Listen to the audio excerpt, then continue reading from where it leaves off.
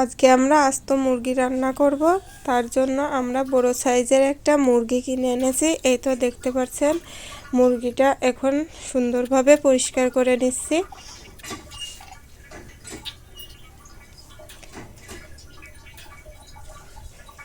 মুরগিটা পরিষ্কার করা হয়ে গেলে সুন্দরভাবে ধুয়ে নিচ্ছি। এখন এদিকে একে একে আমরা সকল ধরনের মশলা দিয়ে দিচ্ছি।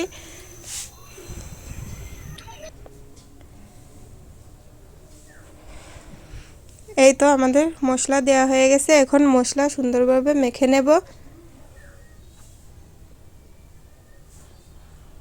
মশলা মাখানো হয়ে গেলে এখন মুরগিটার গায়ে সুন্দরভাবে সব জায়গায় আমরা মশলাটা মাখিয়ে নিব। মাখিয়ে 10 থেকে 15 মিনিট আমরা রেখে দেব। এদিকে আমরা কড়াইতে তেল দিয়ে দিচ্ছি। তেল গরম হয়ে আসলে আমরা মুরগিটা দিয়ে দিব।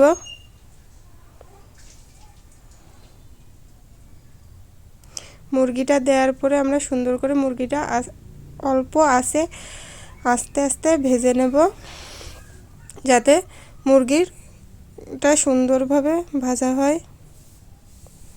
এই তো আমাদের মুরগি ভাজা শেষ। এখন মুরগি রান্নার জন্য সকল প্রকারের মশলা এখানে দিয়েছি। এখন আমরা মশলাটা সুন্দর করে কষিয়ে নেব।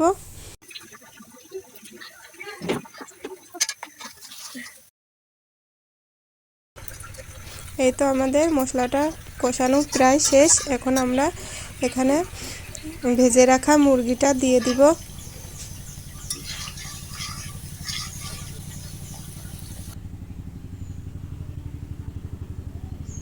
এই তো আমরা মুরগিটা দিয়ে দিলাম।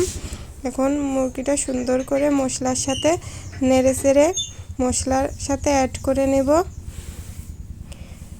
এই তো আমাদের নাড়া শেষ। এখানে পরিমাণ মতো পানি দিয়ে দেব, যাতে মুরগিটা সুন্দরভাবে সিদ্ধ হয়ে যায়। এই তো আমাদের রান্না কমপ্লিট।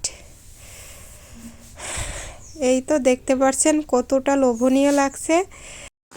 ভিডিওটি যদি ভালো লাগে অবশ্যই ফলো এবং সাবস্ক্রাইব করে আমাদের পাশে থাকুন। ধন্যবাদ।